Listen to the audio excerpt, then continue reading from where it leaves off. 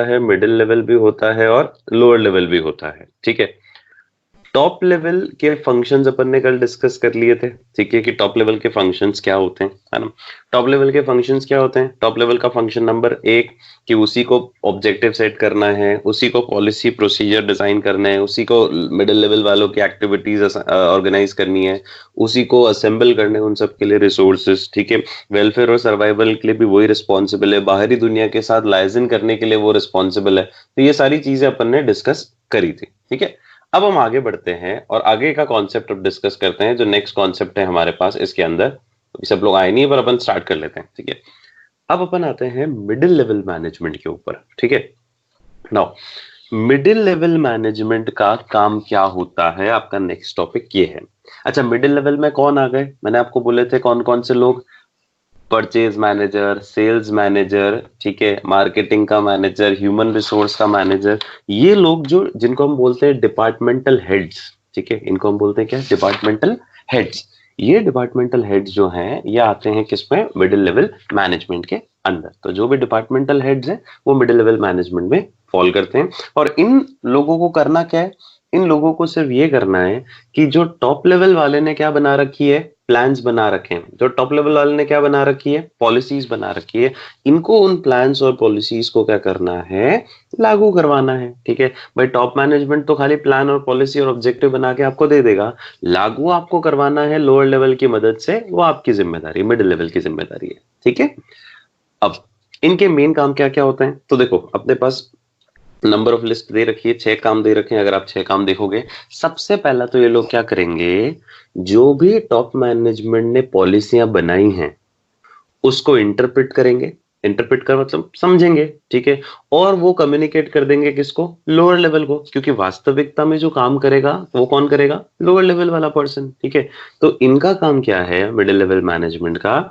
Interpretation करना policies का जो कि टॉप मैनेजमेंट द्वारा बनाई गई है, और इंटरप्रिटेशन करके किस तक पहुंचाना? लोअर लेवल तक। ठीक है, और कंटेंट भी ये लिखा हुआ है। तो मतलब एक तरह से मिडिल लेवल मैनेजमेंट एक तरह से लिंक हो गया किसके बीच में? टॉप और लोअर के बीच में। एक मीडिएटर हो गया, एक लिंक हो गया, एक मध्यस्थ का काम कर रहा है। ठीक है, तो क्या लिखा है कंटेंट में? देखो, middle level management acts as a linking pin. एक लिंकिंग पिन के रूप में काम कर रहा है between top and lower level. They only explain the main plans and policies frame by the top management to lower level. तो जो भी main main policies plans top management ने बनाए हैं वो लोअर लेवल तक पहुंचाने का काम किसका है? इस टॉप मिडिल लेवल मैनेजर का रहेगा। Second, organizing the activities of their department for executing the plans and policies। एक तो अपन ने देख लिया कि मिडिल लेवल का काम है टॉप लेवल वालों की बातों को लोअर लेवल तक पहुंचाना, इंटरप्रेट करके पहुंचाना। दूसरा, एक मिडिल लेवल का काम ये भी तो होगा कि अपने डिपार्टमेंट को भी ढंग से मैनेज करना। जैसे परचेज मैनेजर है तो परचेज डिपार्टमेंट की एक्टिविटीज को हैंडल करेगा, सेल्स मैनेजर है तो सेल्स डिपार्टमेंट की एक्टिविटीज को हैंडल करेगा। ठीक है, तो सेकंड पॉइंट क्या लिखा हुआ है? Generally, middle level managers are the head of some departments, so they organize all the resources and activities of their department. अपने अपने डिपार्टमेंट की भी उनको क्या रखनी है? ऑर्गेनाइज करनी है एक्टिविटीज, अपने डिपार्टमेंट की भी टास्क को मैनेज करना है, उनके रिसोर्सेज को असेंबल करना है। Third, third is bind out or recruitment, selecting and appointing the required employee for their department। मतलब सिंपल भाषा में बोलूं तो परचेज डिपार्टमेंट का जो हेड है, परचेज मैनेजर, उसको अपने परचेज डिपार्टमेंट के लिए लोगों को क्या करना है? रिक्रूट करना है। रिक्रूट मतलब सेलेक्ट करना है, हायर करना है। ठीक है, क्योंकि उसको भी तो एम्प्लॉइज चाहिए अपने डिपार्टमेंट के लिए। ऐसे ही सेल्स मैनेजर को जो सेल्स वाले लोग होते हैं, एमबीए जो मार्केटिंग वाले लोग हैं वो मार्केटिंग डिपार्टमेंट में चले जाएंगे। फाइनेंस वाले डिपार्टमेंट में फाइनेंस डिपार्टमेंट वाला फाइनेंस मैनेजर ढूंढेगा कि भाई कौन कौन फाइनेंस, चार्टर्ड अकाउंटेंट हो गया, एमबीए फाइनेंस हो गया, इनको रखेगा। तो अगला काम मिडिल लेवल मैनेजर का क्या है? अपने डिपार्टमेंट के लिए एम्प्लॉइज जो उनको चाहिए उनको अपॉइंट करना, रिक्रूट करना, सेलेक्ट करना, ये उस मैनेजर का काम है। टॉप मैनेजमेंट नहीं करेगा, ये उसी मैनेजर को करना है। ठीक है, अपने अपने डिपार्टमेंट के एम्प्लॉइज को सेलेक्ट करना है। अगला, वो मोटिवेट करेगा किसको? लोगों को, कि भैया अपने को बेहतरीन तरीके से काम करना है, अपनी पूरी क्षमता से, अपनी बेस्ट एबिलिटी से काम करना है। और इसके लिए वो उनको बोनस और इंसेंटिव्स की स्कीम्स देगा। ठीक है, कि वो बोलेगा कि मैं तुमको इंसेंटिव दूंगा, ताकि लोग क्या हो जाए? मोटिवेट हो जाए कि हाँ, हमने अच्छा काम किया, ज्यादा काम किया तो हमें क्या मिल रहा है? बोनस मिल रहा है, हमें बेस्ट और कुछ चीजें मिल रही है। ठीक है, हमें एक्स्ट्रा कुछ फायदा मिल रहा है। तो इस मैनेजर का, मिडिल लेवल मैनेजर का एक काम हो रहा है क्या, कि ये अपने एम्प्लॉइज को मोटिवेट भी करेगा। भाई हायर तो कर लिया आपने, रिक्रूट तो कर लिया, अब उनको मोटिवेट भी करो ताकि वो अपनी बेस्ट एबिलिटी से क्या कर सके, परफॉर्म कर सके। अगला, ये कोऑपरेट करेगा किसके साथ, दूसरे डिपार्टमेंट के साथ। मतलब एक जो परचेज मैनेजर है उसको सेल्स मैनेजर के साथ भी तो कोऑपरेट करना पड़ेगा, क्योंकि सेल्स मैनेजर ही बताएगा उसको कि भैया कितनी सेल होने वाली है, उसी हिसाब से आप मार्केट से परचेज करो। ऐसी प्रोडक्शन वाले के साथ भी ऐसी मार्केटिंग, सब एक दूसरे से कोऑर्डिनेटेड रहेंगे। तो हर मिडिल लेवल मैनेजर का काम क्या है कि उसको कोऑपरेट करना है किसके साथ, दूसरे डिपार्टमेंट के साथ भी, फॉर स्मूथ फंक्शनिंग। और लास्ट में they are responsible for all the activities of first line manager. First line मतलब कौन हो गए, मिडिल लेवल के बाद नीचे जो आया कौन, लोअर लेवल। तो लोअर लेवल मैनेजर्स की कोई भी गलती अगर होगी तो मिडिल लेवल मैनेजर पे आएगी। ठीक है, कि भैया तुमने उनको ढंग से क्या नहीं किया, तुमने उनको नीचे इंस्ट्रक्ट नहीं किया प्रॉपरली। ठीक है, प्लस खुद के एम्प्लॉइज की भी गलती उसी की रिस्पॉन्सिबिलिटी है। ठीक है, तो ये चीजें उनको ध्यान रखनी है कि दे वुड बी रिस्पॉन्सिबल किसके लिए, और मतलब अगर कुछ भी गलत गलत होता है, ठीक है, किसमें, लोअर लेवल मैनेजर्स या मिडिल लेवल मैनेजर्स में, तो उसमें अल्टीमेट जिम्मेदारी जो रहेगी वो किसकी रहेगी, मिडिल लेवल मैनेजमेंट की। ठीक है, तो they are responsible for all the activities of the first line managers. तो 6 क्या है मिडिल लेवल मैनेजमेंट के फंक्शंस है। पहला बताओ क्या क्या है। पहला, सबसे पहले तो इसको ऊपर वाले ने जो पॉलिसी बनाई है उसको इंटरप्रेट करके नीचे वाले तक पहुंचाना है, प्लस नीचे वालों को भी इसको क्या करना है, ध्यान रखना है। ठीक है, फिर सेकंड पॉइंट, इसको सारी अपने डिपार्टमेंट की एक्टिविटीज को भी क्या करना है, ऑर्गेनाइज करना है। ठीक है, फिर रिक्रूटमेंट, सिलेक्शन, अपॉइंटमेंट इसको करना है एम्प्लॉइज का। ठीक है, फिर मोटिवेट करना है उन एम्प्लॉइज को कि वो अच्छे से परफॉर्म कर सके। ठीक है, फिर दूसरे डिपार्टमेंट के साथ कोऑपरेट करना है, और फिर अगर ये लोग अच्छे से काम नहीं कर रहे तो अल्टीमेट रिस्पॉन्सिबिलिटी भी किसकी होगी, मिडिल लेवल मैनेजर की ही होगी। मतलब जो परचेज मैनेजर है, सो सेल्स मैनेजर है, उसी की जिम्मेदारी अल्टीमेटली होने वाली है। क्लियर, ठीक है, ओके। तो ये तो हो गया किसके फंक्शंस, मिडिल लेवल मैनेजमेंट के। अब हम आते हैं किसके ऊपर, लोअर लेवल के ऊपर।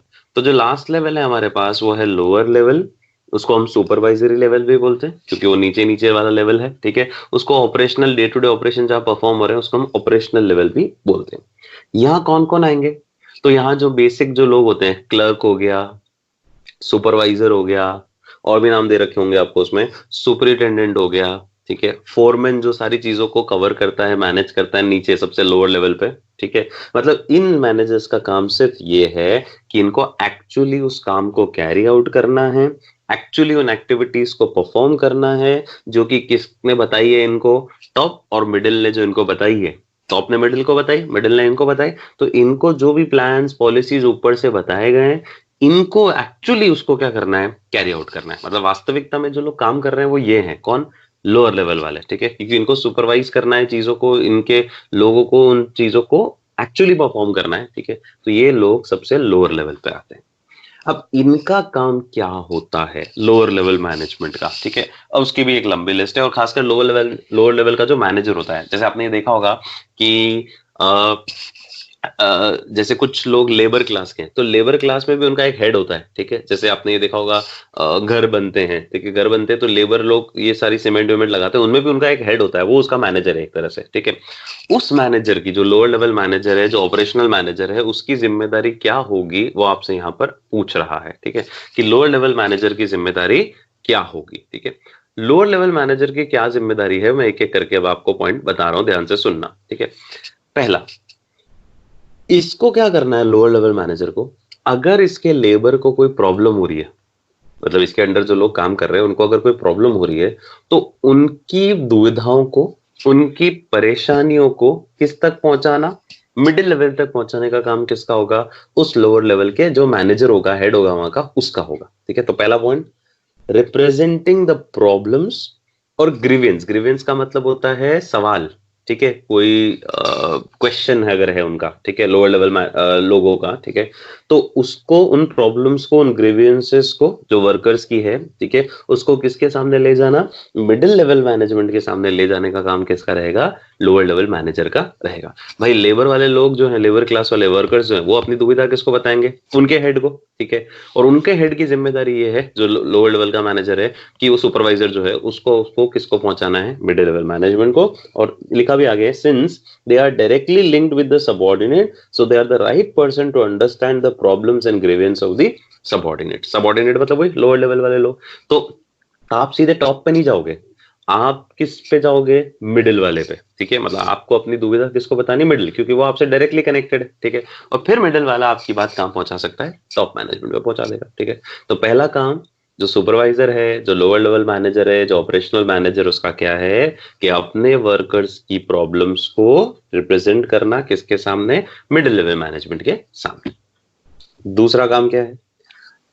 जहां काम हो रहा है वहां पर वर्किंग कंडीशंस अच्छी हो, वहां पर हेल्दी रिलेशनशिप हो, मतलब अच्छे संबंध हो किसके बीच में? जो सुपीरियर और सबऑर्डिनेट है, मतलब जो मैं हूं सुपरवाइजर, और जो वर्कर्स हैं, उनके बीच में अच्छे संबंध होने चाहिए, हेल्दी रिलेशनशिप डेवलप होंगे, तभी मैं उनको बोल पाऊंगा अच्छे से करो और वो अच्छे से काम करेंगे। तो सेकंड काम जो ऑपरेशनल लेवल मैनेजर का है, वो क्या है कि ऑपरेशनल लेवल मैनेजर को क्या करना है? एक तो गुड वर्किंग कंडीशन इंश्योर करनी है, ठीक है, कि जहां काम हो रहा है वहां गंदगी ना हो, प्रॉपर तरीके से हो काम। और अच्छे रिलेशनशिप डेवलप करने किसके साथ? उन सबऑर्डिनेट्स के साथ, उन वर्कर्स के साथ, ठीक है। क्योंकि वो काम अच्छा होगा सुपरवाइजर और सबऑर्डिनेट के बीच में है, तो ऑटोमेटिकली मोटिवेशन भी अच्छा रहेगा। अगला, लोअर लेवल मैनेजर को अपने वर्कर्स की सेफ्टी का भी ध्यान रखना है। बिल्कुल सेफ और सिक्योर वर्किंग एनवायरनमेंट आपको उनको प्रोवाइड करना है। सही है, बिल्कुल। नेक्स्ट, आपको उनको ये भी बता के रखना है कि भैया ये हमारा एक स्टैंडर्ड है, ये हमारा एक मानक है, ठीक है भाई, इससे नीचे काम नहीं करेंगे, ये क्वालिटी तो कम से कम आपको लानी है। जब तक आप उनको नहीं बताओगे तब तक वो कैसे समझेंगे, ठीक है। तो आपको उनको बताना है कि भैया ये स्टैंडर्ड, ये क्वालिटी तो मिनिमम चाहिए ही चाहिए, ठीक है। इससे क्या होगा? आउटपुट जो है वो कंटिन्यूअसली स्टेडी तरीके से, कंटिन्यूअसली स्मूथ तरीके से आता रहेगा। नहीं तो क्या, बार बार आप अगर स्टैंडर्ड चेंज करोगे, आप आज बोल रहे हो नहीं आप ये क्वालिटी का बनाओ, फिर कल बोल रहे हो नहीं आप ये क्वालिटी का बनाओ, परसों बोल, तो बार बार डेली चेंज होगा, तो आउटपुट जो प्रोडक्शन हो रहा है वो स्मूथली नहीं हो पाएगा, स्टेडी, स्टेडी मतलब स्मूथली फ्लो नहीं कर पाएगा, ठीक है। इसलिए आपको उनको पहले ही बोलना है ये स्टैंडर्ड है, ये क्वालिटी अपने को मेंटेन रखनी है। जैसे सैनिटाइजर बनाना है आपको, ठीक है, अब वो सैनिटाइजर बनवाना, तो आपको उसको बोलना है यार ये क्वालिटी अपने को मेंटेन रखनी है, तो उसी क्वालिटी के हिसाब से वो कंसिस्टेंटली बनता जाए। अगला, लोअर लेवल मैनेजर का ही काम है कि वो अपने एम्प्लॉइज का, वर्कर्स का मोरल, आत्मशक्ति, ठीक है, वो बूस्ट करता रहे, ठीक है। और उनके अंदर टीम स्पिरिट डेवलप करे, कि सबको बोले कि देखो अपने को सबको यूनाइटेड रहते हुए साथ में मिलके काम करना है। तो ये उसी का काम है लोअर लेवल मैनेजर का। फिर लोअर लेवल मैनेजर को ये इंश्योर करना है कि वेस्टेज कम से कम होने चाहिए, ठीक है। और सेफ्टी सबसे इंपॉर्टेंट है, किसकी? प्रोडक्ट की भी। एम्प्लॉइज की सेफ्टी तो ऊपर पॉइंट आ गया था, प्रोडक्ट भी बिल्कुल सेफ बनना चाहिए। ऐसा नहीं कि हानिकारक हो प्रोडक्ट, ठीक है, कि भाई कोई पर्टिकुलर सैनिटाइजर हाथ में ले और उसका हाथ ही जल जाए, बोले देखो सब कीटाणु मर गए और आपका भी हाथ जला दिया, ठीक है। सो ऐसा नहीं होना चाहिए। तो वेस्टेज भी कम हो और सेफ्टी स्टैंडर्ड्स को भी फॉलो करें।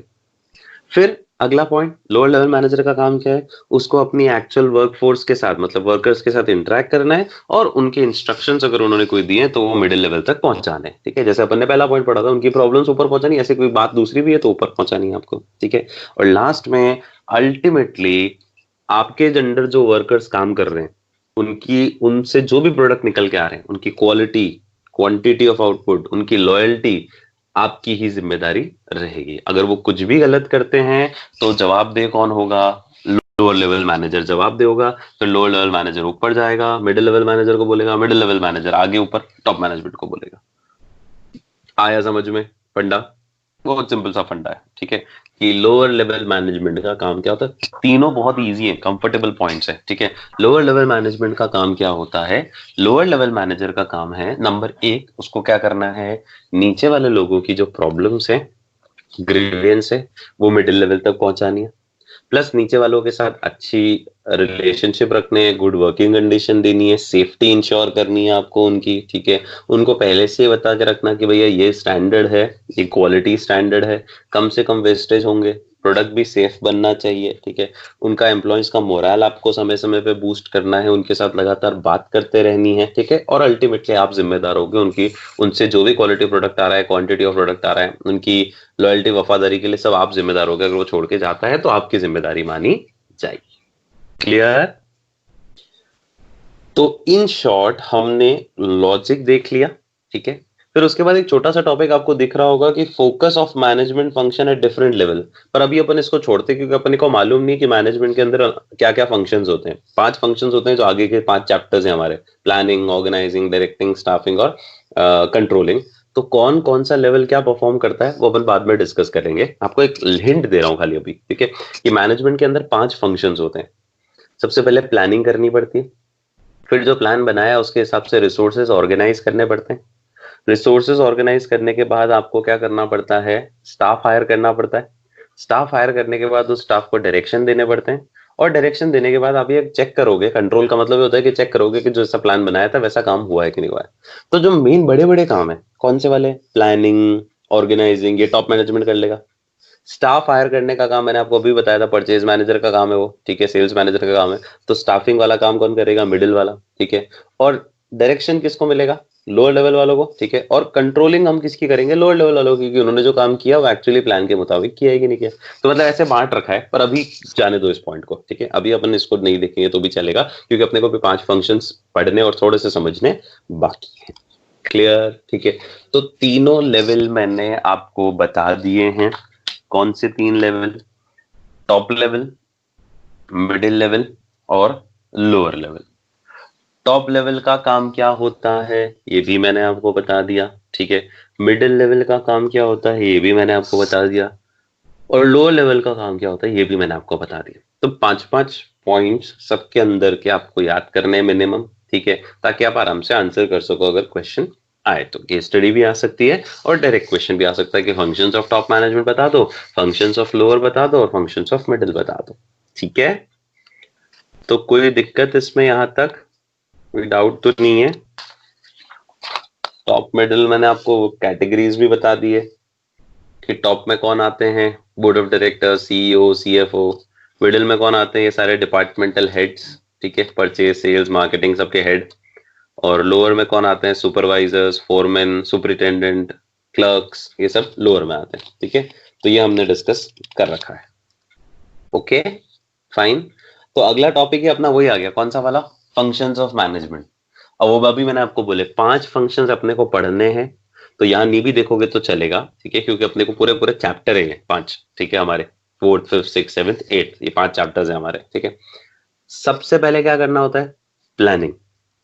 प्लानिंग का मतलब क्या होता है, प्लानिंग का मतलब सिंपल, पहले से एडवांस में डिसाइड कर लो कब, कैसे, क्या, कौन करेगा, that is known as planning. तो वहां पे मैंने हल्की सी डेफिनेशन दी है, भले वो याद कर लो, भले नहीं भी करोगे तो बाद में अपन वैसे भी देखेंगे, ठीक है, कि planning refers to deciding in advance what to do, how to do, when to do, who is going to do it, ये सब उस प्लानिंग में आ जाएगा, ठीक है। अपन बाद में ही पढ़ेंगे, जाने दो, अपने को वैसे भी अभी इसको पढ़ने की जरूरत भी नहीं है। अपना नाम याद रख लो खाली, कि 5 फंक्शंस होते हैं मैनेजमेंट के, जिनके 5 चैप्टर्स हैं हमारे, ठीक है। Planning, organising, directing, staffing, staff hire किया उसके बाद उनको डायरेक्शन देना है, और फिर कंट्रोलिंग, ठीक है। बस इसमें इससे ज्यादा भी इस चैप्टर में मत पढ़ो, ठीक है, क्योंकि अपने को वैसे भी पूरे पूरे चैप्टर पढ़ना है इन सबके। ओके, बस ये ध्यान रखना कि प्लानिंग और ऑर्गेनाइजिंग कौन सा लेवल ऑफ मैनेजमेंट कर लेगा, टॉप। स्टाफ हायर करने का काम कौन कर लेगा, मिडिल। और लोअर लेवल मैनेजर का काम क्या होगा, उसको डायरेक्शन देना है अपने स्टाफ को, ठीक है, और उसको कंट्रोल करना है कि जो डायरेक्शन उसने दी है अपने स्टाफ को प्रॉपर्ली दिए है कि नहीं दी, बस ये ध्यान रखना बस, ठीक है। ओके, तो फंक्शंस ऑफ मैनेजमेंट अभी पढ़ने की जरूरत नहीं है। अब हम आते हैं अगले टॉपिक के ऊपर। अगेन अच्छा टॉपिक है ये वाला, ठीक है, आई गेस लास्ट टॉपिक है इस चैप्टर का, हाँ, कोऑर्डिनेशन। अगला टॉपिक है कोऑर्डिनेशन। कोऑर्डिनेशन का मतलब क्या होता है, सब में आपस में कैसा होना चाहिए, कोऑर्डिनेटेड एफर्ट। कोऑर्डिनेट मतलब सबको साथ में, सबको कोऑर्डिनेटेड रूप से काम करना है, ठीक है, मतलब आपस में सामंजस्य से बैठना चाहिए, ठीक है, यूनिटी होनी चाहिए, एक दूसरे के साथ आप आराम से जेल कर सको वैसे होने चाहिए आप, ठीक है। तो ये दैट इज कोऑर्डिनेशन। अब कोऑर्डिनेशन जो है वो एक इंपॉर्टेंट लाइन, इस टॉपिक को बहुत ध्यान से सुना, इस पे एक क्वेश्चन ज्यादातर आता है एग्जाम में, ठीक है। सबसे पहले एक लाइन लिख रखिए, उन 5 फंक्शंस को छोड़ के, कौन से 5 फंक्शंस जो अपन ने पीछे देखे, planning, organising, directing, staffing, controlling, एक और इंपॉर्टेंट फंक्शन होता है जो हर मैनेजर को परफॉर्म करना होता है, बट टेक्निकली तो हम 5 फंक्शन ही होते हैं मैनेजमेंट में, ठीक है, लेकिन एक एडिशनल फंक्शन ऐसे एडिशनली इसने बोला है, वो होता है कोऑर्डिनेशन। कोऑर्डिनेशन एक तरह से फंक्शन ही नहीं है, और इसके लिए बोला है it is the essence of management. तो ये लाइन आपको हमेशा ध्यान रखनी है, coordination is the essence of management, ठीक है, क्योंकि ये लाइन बहुत काम की है। वो एक सिंगल लाइन वाले में भी आ सकता है, कहीं पे भी आ सकता है, कि जो कोऑर्डिनेशन होता है ना, वो मैनेजमेंट का एसेंस है। एसेंस मतलब मुख्य चीज है, क्योंकि अगर आपने plan, organising, staffing, directing, controlling जो लोग कर रहे हैं, अगर उनमें आपस में कोऑर्डिनेशन ही नहीं होगा, तो क्या सक्सेस होगा, ऑर्गेनाइजेशनल का गोल कैसे अचीव होगा? भाई प्लान वाला अपने हिसाब से प्लान बना रहा है, ऑर्गेनाइजिंग वाला अपने हिसाब से ऑर्गेनाइज कर रहा है, स्टाफिंग वाला अपने हिसाब से स्टाफ हायर कर रहा है, तो जब इन लोगों में कोऑर्डिनेशन नहीं होगा, तो इनमें कभी भी अल्टीमेट गोल अचीवमेंट हो ही नहीं सकता, ठीक है। तो इसीलिए वापस बोल रहा हूं, जो लाइन इंपॉर्टेंट है, जो आपको याद रखनी है, वर्ड लिखना भी है, कोऑर्डिनेशन जो होता है वो क्या होता है, एसेंस होता है किसका, मैनेजमेंट का, ठीक है, फाइन। फिर आगे क्या लिखा है, और आपको टॉपिक में भी दिख रहा होगा 1.8.1 में, कोऑर्डिनेशन हेडिंग भी लिखी है, द एसेंस ऑफ मैनेजमेंट, ठीक है। फिर उसके ऊपर वापस जो पॉइंट लिखा है उस पर मैं याद करा रहा हूं आपको। कोऑर्डिनेशन की डेफिनेशन क्या लिखी है, कोऑर्डिनेशन की सिंपल से डेफिनेशन लिखी है कि द प्रोसेस बाय विच, मतलब ऐसा प्रोसेस जिसके थ्रू मैनेजर सिंक्रोनाइज कर रहा है। सिंक्रोनाइजेशन का मतलब क्या होता है, जोड़ रहा है किसको, डिफरेंट डिफरेंट डिपार्टमेंट्स की एक्टिविटीज को। भाई कोऑर्डिनेट का मतलब ही क्या है, मुझे सारे डिपार्टमेंट्स की एक्टिविटीज को क्या करना है, जोड़ के रखना है, सिंक्रोनाइज करके रखना है, ठीक है, उसको क्या बोलते हैं, कोऑर्डिनेशन। मतलब कोऑर्डिनेशन एक ऐसी फोर्स है जो बाकी सारे फंक्शंस ऑफ मैनेजमेंट को क्या करके रख रही है, बाइंड करके रख रही है। बाइंड करके मतलब बांध के रख रही है, ठीक है। अगर कोऑर्डिनेशन नहीं हुआ प्लानिंग, ऑर्गेनाइजिंग, स्टाफिंग, कंट्रोलिंग और डायरेक्टिंग में, तो कोई मतलब नहीं है मैनेजमेंट का, कोई मतलब नहीं है ऑर्गेनाइजेशन का, वो मैनेजमेंट गोल कभी अचीव हो ही नहीं पाएंगे, ठीक है। तो कोऑर्डिनेशन मैंने आपको बोला, 2-3 वर्ड याद रखना। कोऑर्डिनेशन का मतलब क्या होता है, ये एक ऐसा फंडा है, ऐसा बोल दूं मैं, एक ऐसा फंडा है जिसमें मैनेजर सिंक्रोनाइज करने की कोशिश कर रहा है किसको, activities of different different departments को। सेकंड, कोऑर्डिनेशन जो है वो एसेंस है किसका, मैनेजमेंट का। कोऑर्डिनेशन जो है सिर्फ फंक्शन ही नहीं है, ठीक है, ध्यान रखना, एसेंस है मैनेजमेंट का। और कोऑर्डिनेशन जो है वो सारे डिपार्टमेंट्स को, सारे मैनेजरियल फंक्शंस को एक साथ बांध के रखता है। तो डेफिनेशन में तो सिर्फ इतना से याद रख लो कि coordination is the essence of management, जहां पर सारे डिपार्टमेंट्स की एक्टिविटीज को हम जोड़ के रख रहे हैं, सिंक्रोनाइज करके रख रहे हैं, ठीक है, क्लियर, समझ में आया ये वाला पॉइंट। अब अब जो आ रहा है लाइन, सबसे पहला टॉपिक इसका वही, coordination is the essence of the management. Essence of management का मतलब क्या हो गया, कि कोऑर्डिनेशन बहुत इंपॉर्टेंट एलिमेंट है किसका, ऑर्गेनाइजेशन के लिए बहुत इंपॉर्टेंट एलिमेंट है। क्यों इंपॉर्टेंट एलिमेंट है, उसके लिए उसने आपको पॉइंट्स बता रखे हैं, देखो। सो पहला पॉइंट है, coordination is needed to perform all the functions of management. मतलब कोऑर्डिनेशन हर लेवल पे चाहिए। हर लेवल कितने लेवल होते हैं, 5, ठीक है। अब वो पांचों के बारे में एक्सप्लेन कर रहा है। पहला, कोऑर्डिनेशन कौन सी स्टेज से शुरू होगा, प्लानिंग की स्टेज से। जब टॉप मैनेजमेंट प्लान कर रहा होगा पूरी ऑर्गेनाइजेशन के लिए, तब भी उसमें कोऑर्डिनेशन चाहिए। मतलब ऐसा नहीं होना चाहिए कि टॉप मैनेजमेंट जो प्लान बना रहे हैं उनमें आपस में ही क्या है, विरोधाभास है, आपस में कॉन्ट्राडिक्शन है, आपस में कोऑर्डिनेशन ही नहीं है, ठीक है।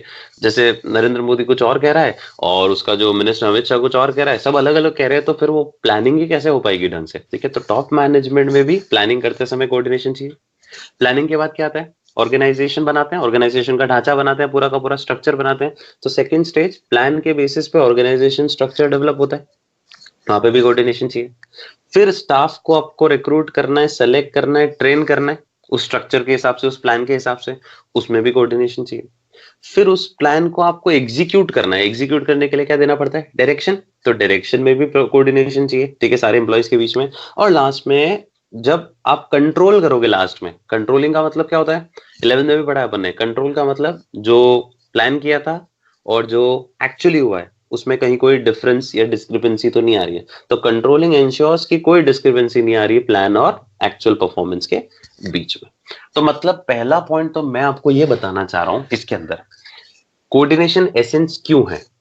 कोऑर्डिनेशन एसेंस ऑफ मैनेजमेंट इसलिए क्योंकि वो पांचों फंक्शंस पे चाहिए, पहला, ठीक है। पांचों फंक्शन मतलब अब इसमें मन से भी लिख सकते हो, प्लानिंग में भी चाहिए, ऑर्गेनाइजिंग में भी ऑर्गेनाइजेशन स्ट्रक्चर जब अपन डेवलप कर रहे हैं तब चाहिए, ठीक है।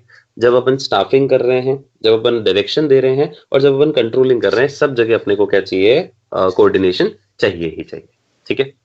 सेकेंड पॉइंट आया, coordination is required at all the levels. All the levels का मतलब टॉप मैनेजमेंट लेवल पे भी कोऑर्डिनेशन चाहिए, मिडिल लेवल मैनेजमेंट पे भी कोऑर्डिनेशन चाहिए और लोअर लेवल मैनेजमेंट पे भी कोऑर्डिनेशन चाहिए। तो क्या बोल रहा है, coordination is required at all level, top management में भी चाहिए, लिखा है ना, top level requires coordination to integrate all the activities of the organisation. फिर coordination is required at middle level also, ताकि सारे डिपार्टमेंट्स में आपस में एक्टिविटीज मैनेज रहे, और coordination required at lower level also, ताकि लोअर लेवल मैनेजर की एक्टिविटीज भी जुड़ी रहे। तो दूसरा पॉइंट क्या हो गया, सारे लेवल पे भी चाहिए। तीसरा point, coordination is the most important function of any organization. Any company which fails to coordinate such activities cannot survive and run successfully for a long period of time. मतलब कोई भी ऑर्गेनाइजेशन जो क्या नहीं कर पा रही है, कोऑर्डिनेट नहीं कर पा रही है अपनी एक्टिविटीज को, वो ज्यादा लंबे समय तक सरवाइव नहीं कर पाएगी, रन नहीं कर पाएगी लॉन्ग पीरियड ऑफ टाइम तक, ठीक है। तो बहुत सिंपल सा कॉन्सेप्ट है। कोऑर्डिनेशन मैनेजमेंट का एक बहुत इंपॉर्टेंट एसेंस है। एसेंस का मतलब है उसकी एक जड़ है। क्यों? पहला कारण, क्योंकि वो पांचों फंक्शंस पे चाहिए। दूसरा कारण, वो तीनों लेवल पे चाहिए। और तीसरा बहुत सिंपल है, अगर कोऑर्डिनेशन नहीं हुआ तो ऑर्गेनाइजेशन सरवाइव नहीं कर पाएगी, सक्सेसफुली रन नहीं कर पाएगी लॉन्ग पीरियड ऑफ टाइम के लिए, ठीक है ना, ठीक है। सो द कंक्लूजन क्या कहता है, कोऑर्डिनेशन मतलब सिंक्रोनाइजेशन ऑफ डिफरेंट एक्शंस। वो तो मैंने आपको डेफिनेशन में भी आपको बोला, तो सिंक्रोनाइज करना है अलग अलग एक्शंस, अलग अलग एफर्ट्स को, ठीक है, ताकि ये इंश्योर हो जाए कि जो भी आपने प्लान किया था, ऑब्जेक्टिव सेट किया था, वो अचीव हो जाए कम से कम कॉस्ट में। और इन अदर वर्ड्स, एक बहुत प्यारी सी लाइन लिखी हुई है, in other words we can say that all the functions are flowers. मतलब प्लानिंग, ऑर्गेनाइजिंग, डायरेक्टिंग सब फूल है, और कोऑर्डिनेशन वो धागा है, थ्रेड है, जो इन सारे फ्लावर्स को जोड़ के और क्या बना रहा है, माला बना रहा है। गार्लैंड का मतलब क्या होता है, माला। टाई दीज फ्लावर्स का मतलब इन धागों, इन फूलों को जोड़ रहा है। थ्रेड का मतलब धागा। तो कितना प्यारी सी लाइन है कि कोऑर्डिनेशन जो है वो एक धागा है जो इन सारे मैनेजमेंट रूपी फूलों को, जो ये फंक्शंस है प्लानिंग, ऑर्गेनाइजिंग, उनको जोड़ के एक माला ऑर्गेनाइजेशन के लिए डेवलप कर रहा है। वाह वाह, ठीक है। तो क्या लाइन दे रखी है, फाइन। तो पहला क्वेश्चन हो गया हमारा, ठीक है, कौन सा, कि कोऑर्डिनेशन एसेंस ऑफ मैनेजमेंट है। क्यों है? क्योंकि वो पांचों लेवल पे, पांचों फंक्शंस पे चाहिए होता है, तीनों लेवल्स पे चाहिए होता है, सर्वाइवल और सक्सेस के लिए बहुत जरूरी है। और लास्ट में कंक्लूसिव लाइन इन्होंने दे दी। क्लियर है, ठीक है, समझ में आया वाला फंडा?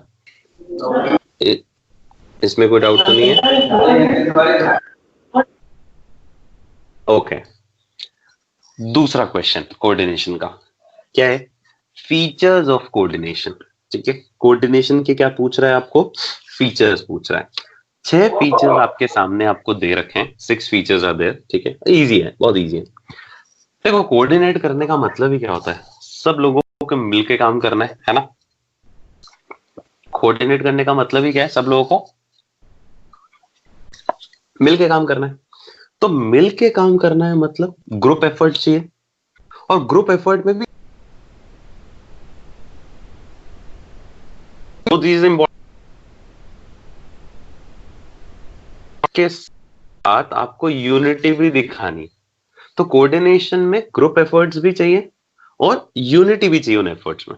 अच्छा, मेरे को एक चीज बताओ, वन टाइम कोऑर्डिनेशन करना है कि कंटिन्यूअसली कोऑर्डिनेशन करते रहना है? तो हमेशा करते रहना है, ठीक है। ऐसा नहीं कि आज कोऑर्डिनेट किया कल नहीं किया, नहीं, कंटिन्यूअस प्रोसेस है। क्या एक ही ऑर्गेनाइजेशन में लगता है कोऑर्डिनेशन की सब जगह कोऑर्डिनेशन जरूरत है? सब जगह जरूरत है, तो वो जो अपन ने मैनेजमेंट के फंक्शन देखे थे, परवेजिव है, ठीक है।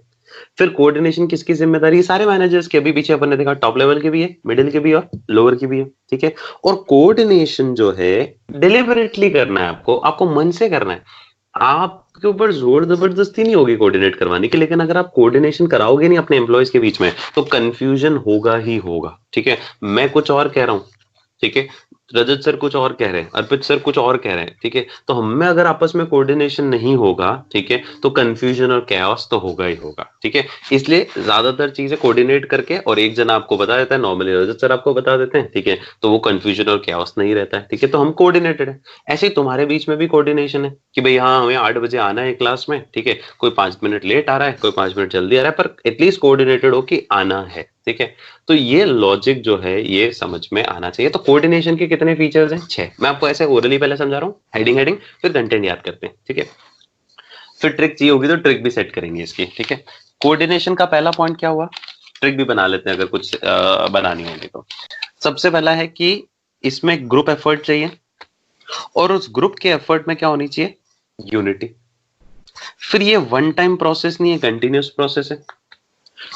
सब जगह लगता है तो मतलब परवेजिव भी है, ठीक है। फिर ये रिस्पॉन्सिबिलिटी किसकी है? सारे मैनेजर्स की, एक मैनेजर की नहीं है, सारे मिडिल लेवल की भी है, टॉप की भी, और अपने अपने डिपार्टमेंट्स को कोऑर्डिनेट करो, ठीक है।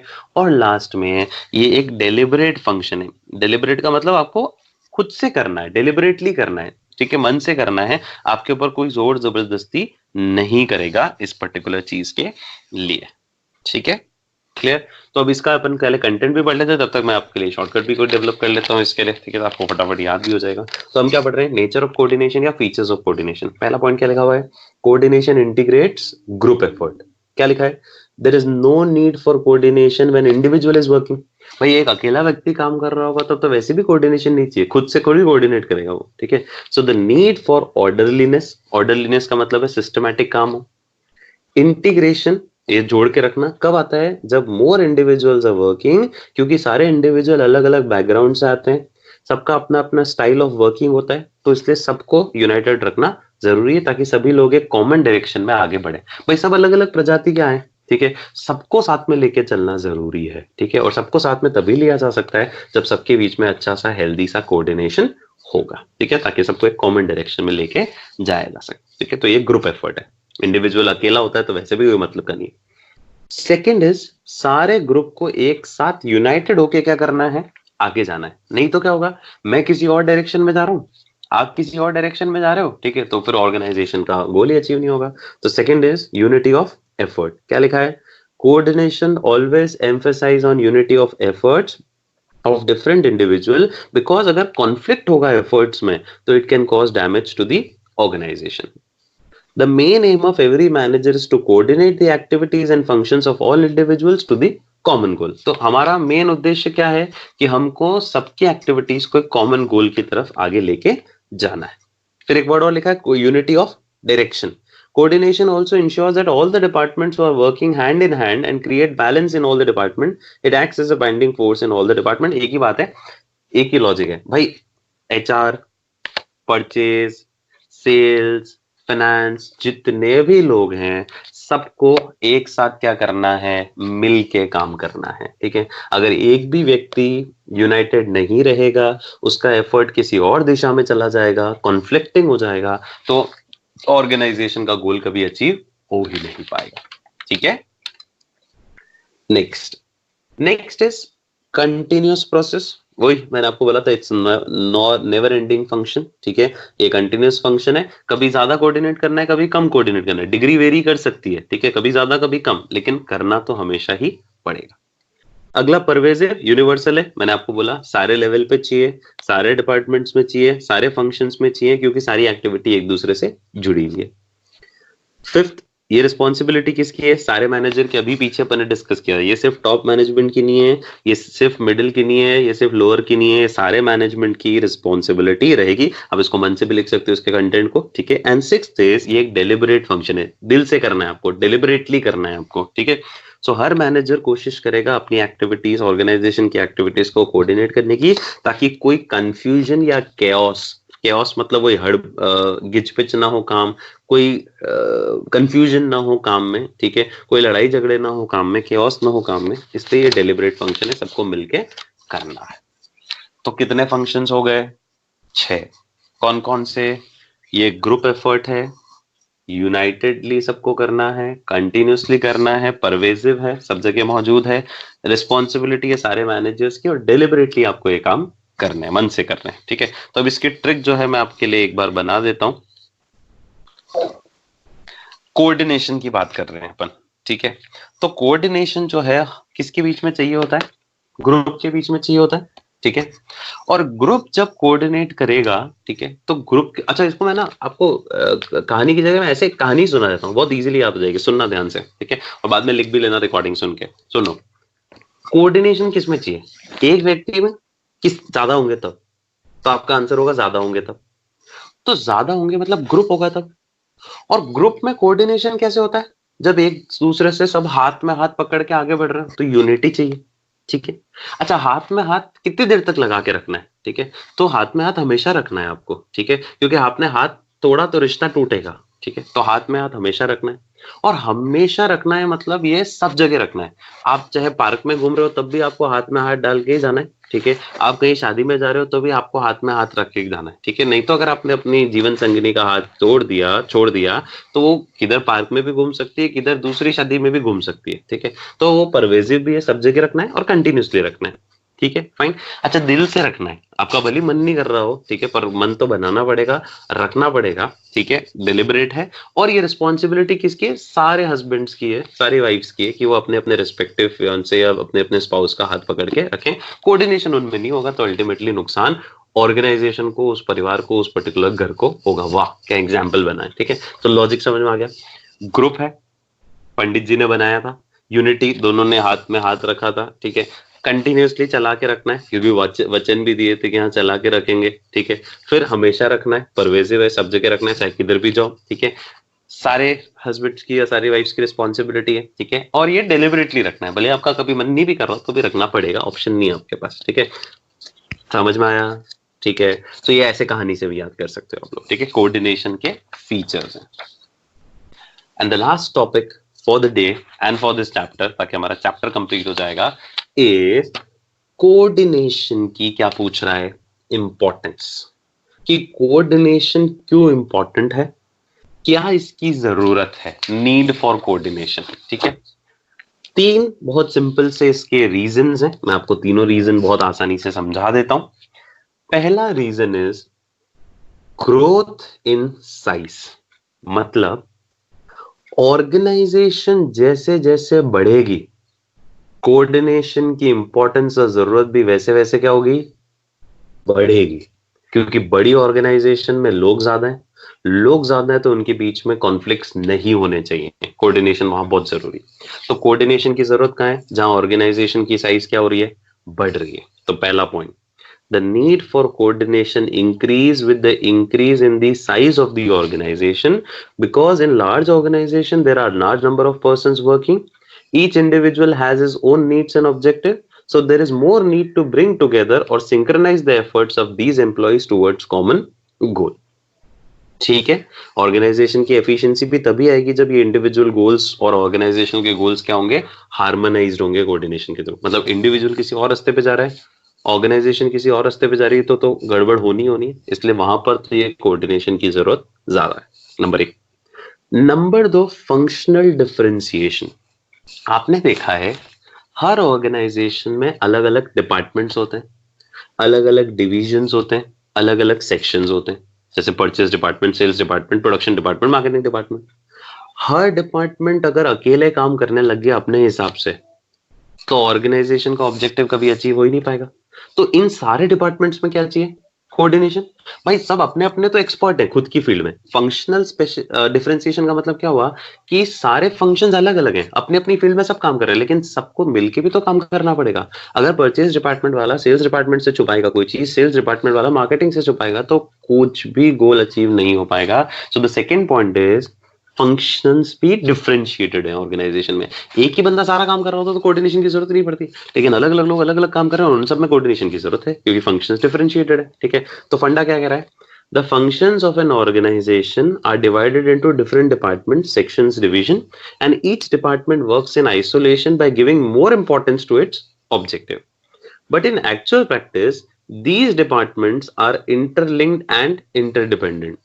These departments, आपस में सारे department interdependent, interlinked है. So there is more need to relate and bring together the activities of different sections, so they are, as they are part of the one organization only. तो बस फंडा सिर्फ इतना सा है, सारे फंक्शंस हैं, डिफरेंशिएटेड है, ठीक है, सब आपस में कहीं ना कहीं इंटरलिंक्ड होते हैं, इंटरडिपेंडेंट होते हैं। तो अगर अगर आपने इनके बीच में कोऑर्डिनेशन नहीं रखा, ठीक है, इनके एक्टिविटीज को जोड़ के नहीं रखा, एक पार्ट नहीं रखा सिंगल ऑर्गेनाइजेशन का, तो ऑर्गेनाइजेशन का गोल प्रॉपरली अचीव नहीं हो पाएगा।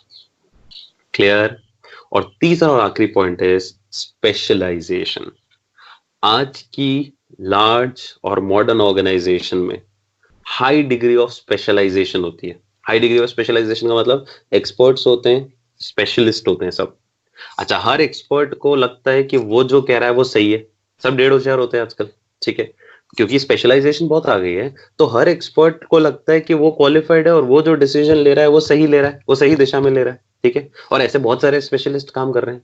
तो उन अगर सारे स्पेशलिस्ट के बीच में आपस में क्या नहीं हुआ, कोऑर्डिनेशन। जैसे मुझे लगता है कि मैं बहुत अच्छा पढ़ाता हूँ, अर्पित सर को लगता है कि वो बहुत अच्छा पढ़ाते हैं, रजत सर को लगता है वो बहुत अच्छा पढ़ाते हैं, सब स्पेशलिस्ट अपनी अपनी फील्ड के, ठीक है।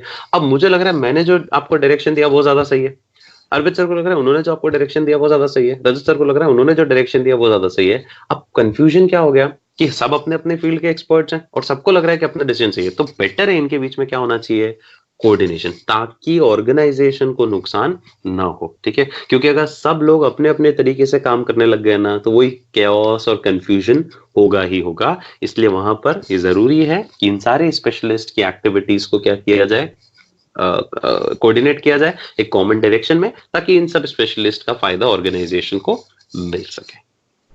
तो 3 पॉइंट, कोऑर्डिनेशन की इंपॉर्टेंस बोल लो, कोऑर्डिनेशन कहाँ जरूरी है।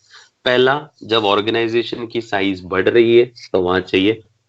दूसरा, चूंकि सारे फंक्शंस जो है वो अलग अलग होते हैं, डिफरेंशिएटेड होते हैं, तो उनमें आपस में चाहिए। और तीसरा, बहुत सारे स्पेशलिस्ट होते हैं और हर स्पेशलिस्ट अपने हिसाब से काम करता है, तो अगर उनमें आपस में कोऑर्डिनेशन नहीं हुआ, कॉमन दिशा में आगे नहीं गए, तो दिक्कत आई है। मतलब इन शॉर्ट कोऑर्डिनेशन का जिस्ट ये है, कंक्लूजन ये है कि अगर आपस में डिपार्टमेंट्स में, आपस में फंक्शंस में, आपस में लेवल्स में कोऑर्डिनेशन नहीं हुआ, तो एक कॉमन डायरेक्शन की तरफ आगे नहीं बढ़ पाओगे, सब अपने अपने दिशाओं में चले जाएंगे। और अगर कॉमन डायरेक्शन पे नहीं गए, तो ऑर्गेनाइजेशनल गोल तो जीवन में कभी अचीव नहीं हो सकता। इसलिए कोऑर्डिनेशन की नीड है, इन इन केसेस में आपको रखनी है। तो कोऑर्डिनेशन में 3 क्वेश्चन हो गए, essence of management, features of coordination और नीड या importance of coordination.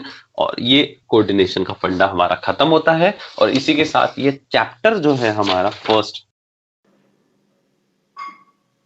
Thanks for watching this video, and if you like the video, अगर आपको वीडियो अच्छा लगा हो तो इस आइकन पे क्लिक कीजिए, सब्सक्राइब कीजिए, चैनल को लाइक कीजिए, एंड अगर कोई कमेंट है तो बिल्कुल आप कर सकते हैं कमेंट बॉक्स में। So thanks again for watching this video.